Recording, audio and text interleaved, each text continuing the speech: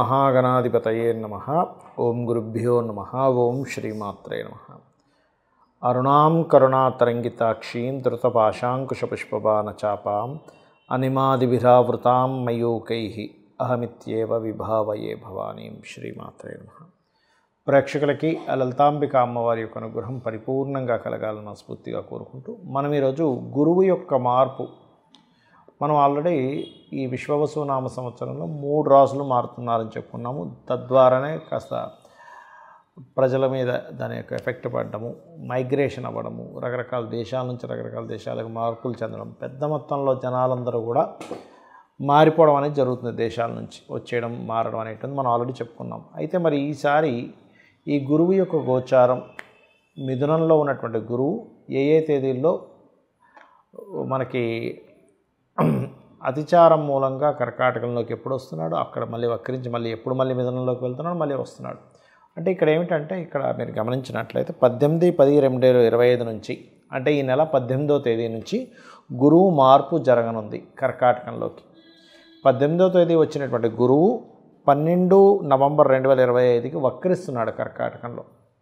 వక్రించి ఆ వక్రగతిలో వెనక్కి వెళ్తూ కూడా 5/12/2025కి మీకు వెరీ క్లియర్లీ మిథునంలోకి వెళ్ళిపోతాడు.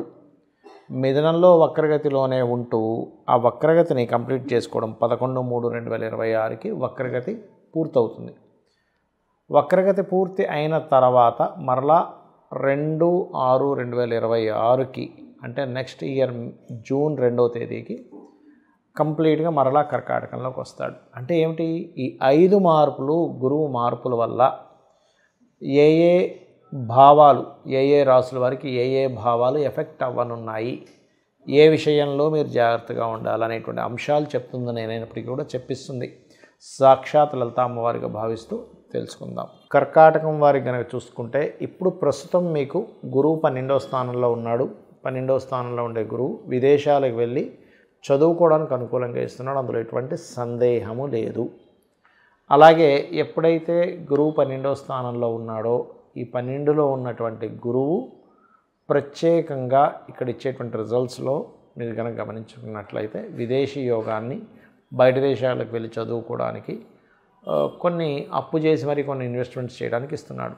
అయితే ఇక్కడ ఈ 18వ తేదీ నుంచి ప్రత్యేకంగా గురువు కర్కాటకంలోకి ఎంటర్ అవుతున్నాడు. గుర్తుపెట్టుకోండి, ఎప్పుడైతే 18వ తేదీ నుంచి ఎంటర్ అవుతాడో లగ్నంలో ఉండే సప్తమాన్ని చూస్తున్నాడు. అంటే వివాహం కోసం చేసే ప్రయత్నాలు ఫలించడానికి 18 అక్టోబర్ నుంచి 12 నవంబర్ వరకు అనుకూలత ఉంది వివాహం కోసం. మరి 12 వరకు ఎందుకు ఉందండి అంటే, 12వ తేదీ వక్రగతి జరుగుతుంది. సో ఎప్పుడైతే వక్రిస్తున్నాడో కర్కాటక రాశిలో, మీ రాశిలో ఉండి, అప్పుడు జరిగేటువంటివి ఏమిటి అంటే, మరలా మీరు వక్రించినందుకు విదేశాలకు వెళ్ళడానికి అనుకూలిస్తాడు అక్కడ. అంటే నాట్ ఓన్లీ అమెరికా, వేరే దేశాలకు కూడా, వేరే పరాయి దేశాలకు వెళ్ళి అక్కడ ఏదైనా చేయడానికి అనుకూలిస్తాడు ఇక్కడ. ఎప్పుడు 12 నవంబర్ 2025 నుంచి ఎప్పుడైతే ఆ రకంగా అనుకూలిస్తున్నాడో, ఈ ఎప్పటి వరకు అంటే ఇది అనుకూలించుకుంటూ వెనక్కి వెళ్ళిపోతున్నాడు పూర్తిగా. ఎప్పటికి మళ్ళీ మిథునంలోకి ఎప్పుడు వెళ్తాడంటే 5/12/2025. అంటే దాదాపుగా ఇక్కడ మీకు ఇక్కడ ఒక 23 రోజుల పాటు ఉంటుంది ఈ వక్రించుకుంటూ మిథునంలోకి వెళ్ళడం. మిథునంలో కూడా వక్రించే ఉంటాడు. అయితే మిథునంలో వక్రించినప్పటికీ కూడా అక్కడ ఏంటంటే విదేశాల్లో ఉండే ఏదైనా వ్యాపారం చేయడానికి అనుకూలిస్తాడు అక్కడ మిథునంలో వక్రించినప్పుడు. కర్కాటక రాశి వారికి ఎప్పటి నుంచి 5/12/2025 నుంచి 11/3/2026 వరకు ఆ వక్రగతి 11/3/2026 కంప్లీట్ అయిపోతుంది. ఎప్పుడైతే కంప్లీట్ అయిపోయిందో 11/3/26 నుంచి 2/6/2026 వరకు 12లోనే ఉంటాడు. కాబట్టి ఇన్వెస్ట్మెంట్ చేయడం వల్ల కొంత స్ట్రెస్ కూడా ఇస్తుంటాడు అక్కడ. కాకపోతే ఈ లగ్నానికి శుభుడే కాబట్టి 11/3/2026 నుంచి 2/6/2026 వరకు వక్రత్యాగం అయిపోయి స్ట్రైట్గా ఉంటాడు. కాబట్టి ఇన్వెస్ట్మెంట్స్కి అనుకూలిస్తాడు, విదేశాలు వెళ్ళడానికి కూడా అనుకూలిస్తాడు. కాకపోతే ఎప్పుడైతే 2వ తేదీ 6వ నెల 2026 నుంచి రాశిలోకి వస్తాడో, అక్కడ మరలా మీకు వివాహ నిర్ణయాలకి, పార్ట్నర్షిప్స్కి, వీటికి అనుకూలత ఏర్పడుతుంది. ఈ యొక్క గురువు విషయంలో చాలామందికి సంశయాలు ఉన్నాయి. ఏమంటే గురుగ్రహం, గురు బలం అంటారు, ఇప్పుడు పలానా రాశి వారికి ఉందంటారు, పలానా రాశి వారికి లేదంటారు. అసలు ఈ గురుబలం చూసుకోవడం ఎలాగా, ఇక్కడ మీరు అర్థం చేసుకోవాల్సింది ఏంటంటే గురుబలం కేవలం రాశికో కేవలం లగ్నానికో కాదు, భావానికి చూడాలి, గుర్తుపెట్టుకోండి. అంటే గురుబలం ఒక్కోసారి లగ్నానికి ఇస్తే ఆ జీవుడు బాగుంటాడు, అంటే ఎటువంటి ఇబ్బందులు వచ్చినా కూడా జీవుడు ఏంటంటే ఏదో దైవం రక్షిస్తున్నట్టుగా వెళ్తూ ఉంటుంది అతని జీవితం అనేటువంటిది. అలా కాకుండా ధనభావానికి కనుక గురుబలం పెరిగితే ధనపరంగా ఏదో దైవం ఏదో దైవ సంకల్పంతో వస్తుందేమో ధనం అన్నట్టుగా ఉంటుంది. 3వ స్థానానికి కనుక గురుబలం వచ్చినప్పుడు అగ్రిమెంట్స్ చేసుకుంటుండాలి ఎవరైనా కానీ, గుర్తుపెట్టుకోండి. ఆ రకంగా 4వ భావానికి గురుబలం వచ్చినప్పుడు మీరు ఏదైనా ఒక ప్రాపర్టీ కొనుగోలు చేయడానికి, వాహనం కొనుగోలు చేయడానికి, ఏదైనా ఒక విషయాన్ని అంటే చూడండి, మనం ఏదైనా ఒక కంపెనీ స్టార్ట్ చేస్తున్నాం, 4వ భావానికి గురుబలం రావాలి. 5వ భావానికి గురుబలం వచ్చినప్పుడు సంతానం కోసం చేసే ప్రయత్నాలు, ఇవాళ రేపు చూడండి IVFలు IUIలు చేయించుకుంటూ ఉన్నారు. అటువంటి విషయాల్లో 5వ భావానికి గురుబలం వచ్చినప్పుడు బాగుంటుంది. 6కి గురుబలం వస్తే లోన్స్ లభిస్తాయి, గుర్తుపెట్టుకోండి.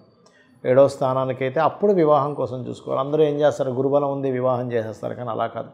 7వ భావానికి కానీ శుక్రుడికి కానీ కుజుడికి కానీ ఆ రకంగా గురుబలాన్ని చూసుకోవాలి.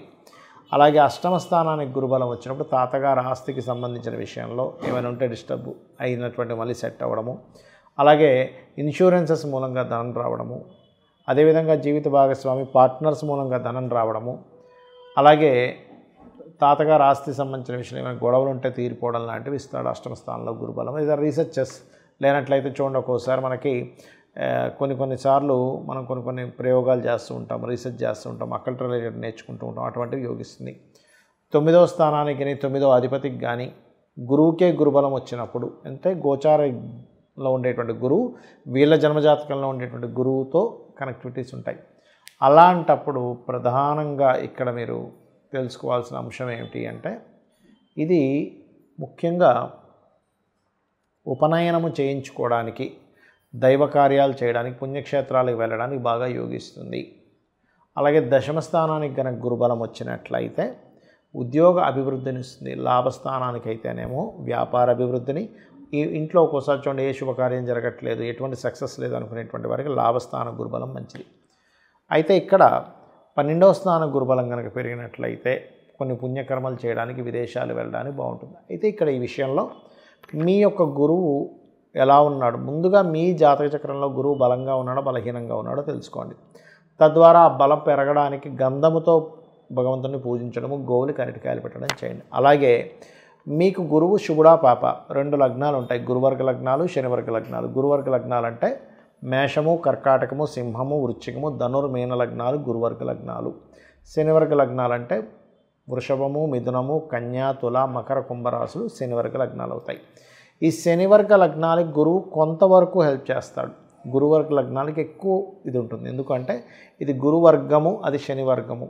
మరి శనివర్గ లగ్నానికి గురుబలం లేకపోతే ఎలాగా అంటే కొన్ని జాతకాల్లో గురువు పాప అయినప్పటికీ కూడా శుభ ఫలితాలు ఇస్తాడు, ఇది గుర్తుపెట్టుకోవాలి. కొన్ని లగ్నాలకు గురువు శుభుడైనా పాప ఫలితాలు ఇస్తాడు. అదేమిటి అంటే మీ యొక్క జన్మజాతకంలో గురువు ఉన్నటువంటి కండిషన్ బట్టి మీకు గురుబలం అనేటువంటిది ఏర్పడుతుంది. ఇది ప్రధానంగా చూసుకోవాలి. గురుబలం ఉన్నటువంటి వ్యక్తికి దైవానుగ్రహం బాగుండడము, సంతాన అభివృద్ధి కలగడము, గురువులతో మంచి సపోర్ట్ రావడము, ఇవన్నీ జరుగుతాయి. గురుబలం లేనటువంటి పిల్లలకి చిన్నప్పుడు చూడండి స్కూల్లో టీచర్స్తోనే ఎక్కువగా ఇబ్బందులు పడుతుంటారు. అప్పుడు మనం అర్థం చేసుకోవాలి, గురుబలం తక్కువగా ఉంది. మంచి కార్యాలు ఎవరైనా చెప్పినా మనకు చేయబుద్ధి కాదు, అప్పుడు గురుబలం తక్కువగా ఉందని అర్థం చేసుకోవాలి. గురు సమానుల్ని మనం తెలియకుండానే వాళ్ళతో మనం ఒక మాట పడ్డము, మనం వాళ్ళని చులకనగా చూడడం జరుగుతూ ఉంటుంది.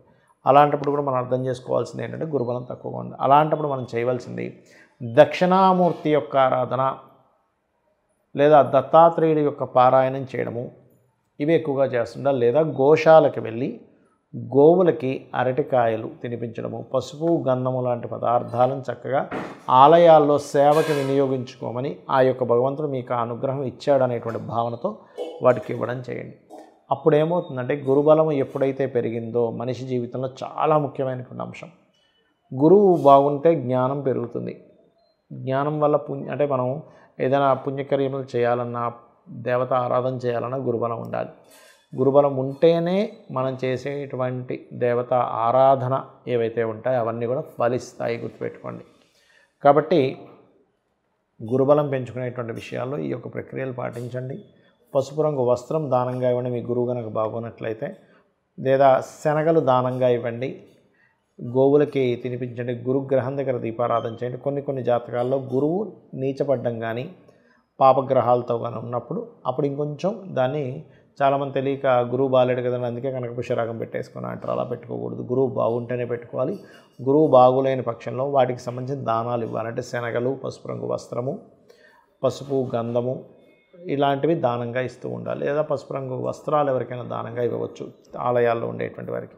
తద్వారా మీకు గురువు ఇచ్చేటువంటి నెగటివ్ రిజల్ట్స్ తగ్గుతాయి, పాజిటివ్ రిజల్ట్స్ అనేటువంటివి పెరుగుతాయి. గుర్తుపెట్టుకోండి. ఇలా చేయండి, అన్ని విధాలా మీకు బాగుంటుంది. శ్రీమాత్రే నమః.